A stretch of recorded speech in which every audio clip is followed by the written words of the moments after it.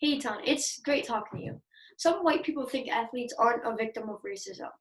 Well, your book shows otherwise. Why would anyone pretend like athletes are not victims of racism? Well, I think people just think that athletes have this protective bubble around us. And that's, as you mentioned in my books, I've shown a lot of athletes who have their own stories of having, interactions with the police. I mean, I had Tabo Cephalosha in my book, who talked about the NYPD actually breaking his leg. Really? Yeah, I had James Dolan, who was the tennis player, and he talked about being tackled by police when he was on his way to the U.S. Open one time because they thought that he was somebody else.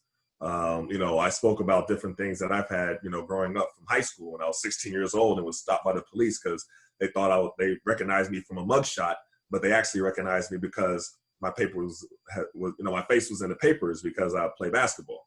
But there's a lot of stories like that. Every athlete kind of has a story, unfortunately, of either somebody closely connected with them or themselves dealing with police brutality.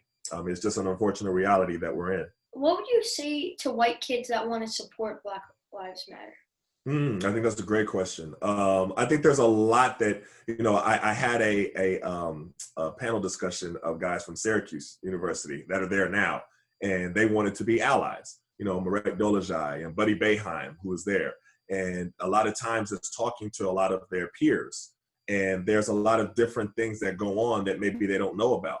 So for instance, Buddy talked about, when he was in high school, seeing him being treated differently than some of his Black teammates, but being treated differently in the classroom.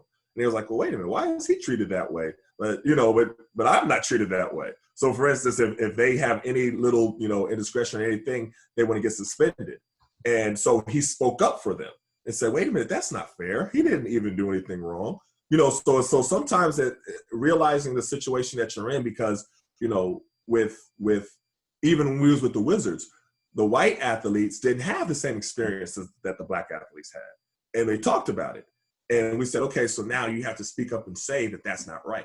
And that's the part that's a little bit more difficult to do, that extra step, to be able to stand up and say, okay, this isn't my reality, but it's not right that my friend or this human being that might not even be my friend, is treated that way. And I'm going to say that that's wrong. How do you talk to your own kids about the police? That's a good question, because we've had a lot of hard discussions. And whenever anything like this happens, there's something that's called the talk that Black parents have to do with our children. And I talked about that a lot in the book. And I had other athletes talk about the talk. And it's a scary time. I mean, I remember back when Malcolm was, he had to be 6 or 7 and Trayvon Martin happened. And they said, a Black kid in a hoodie, it looks scary. And that's the reason why everything that happened with Trayvon Martin. So when that happened, everybody was like, oh, wait, what do you mean? You know what I mean? Because if you put a hoodie on Malcolm, he looked just like Trayvon Martin, just like him. So then we had to have different discussions with them, about how do you act when you're stopped by the police? You can't make sudden movements, because that makes them jumpy. You always have to be respectful, even though you might see that some of your white counterparts can get away with, fussing at the police or being upset or anything like that. You can't do that. They're just different rules for us sometimes. And that's part of the unfair thing that I was talking about before, that you'll start to notice when you just open your eyes and kind of look around and you're like, there are 2 different treatments going on here. New Orleans Saints quarterback Drew Brees said something very stupid the other day about protesting. Then he apologized. What do you think about his apology? I accept his apology. I think, and I agree with you that it was stupid, but I do think that, there's something that I have with my kids called the action apology. So words can, sometimes be meaningless, but you have to have actions behind it. So if you apologize to somebody, what do you are actually going to do? So what I would like to see him do is go the next step, and say, okay, he realizes the issues going on. He realized the issues with police brutality. I don't really want any more apologies and statements and things of that nature. You know what I mean? And those are cool. Those are all right. But now with that needs to come some action. So I want to see him actually using his celebrity, his position, maybe to be able to influence in different police departments, say the police department in New Orleans, and for them to be able to implement different laws and different rules and things like that for more fair policing. Can you name 2 athletes, one male, one female, that you think are heroes?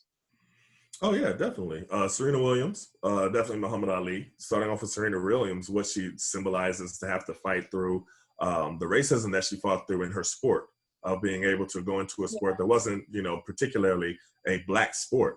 She had to. They were telling her that she's not the right body type. She's not the right, basically the right color to be able to succeed in this sport. And the fact that she kept pushing through that and persevering, I think that. And then Muhammad Ali, I mean, he speaks for himself. That's Muhammad Ali. He stood up for, everything when he was at the top of his craft. He won the heavyweight championship of the world, and he was dedicated to, talking about and bringing uncomfortable discussion to mainstream America about the ills of society. I mean, so those are 2 very, very great examples of athlete activists. On a very, very different note, what was it like playing with Michael Jordan? It was amazing playing with MJ. I mean, it was really, first of all, it's MJ. You know what I mean? And it was crazy because, we got used to him after a while because we saw him every single day. So I remember when we went to training camp, and we're at training camp for like 2 weeks. So we went away to somewhere in North Carolina, I don't know, in the middle of nowhere in North Carolina. And we're just training, like having 2-a-days. And, you're just going about the business of training when you eat, when you sleep for like 2 days. And you're seeing the same guys all the time, right? So we got used to MJ.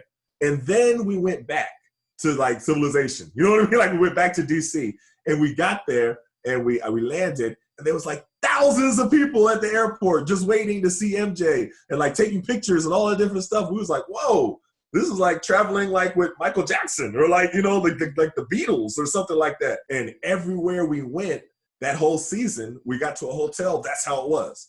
You know what I mean? We got to an airport, that's how it was. Just thousands of people, like those old things of Michael Jackson traveling different places, and you would see the crowd and they would look at him and then just start crying. You know what I mean? Or they would touch his arm and then pass out. You know what I mean? Like fake, like there was stuff like that going on, and it was completely crazy.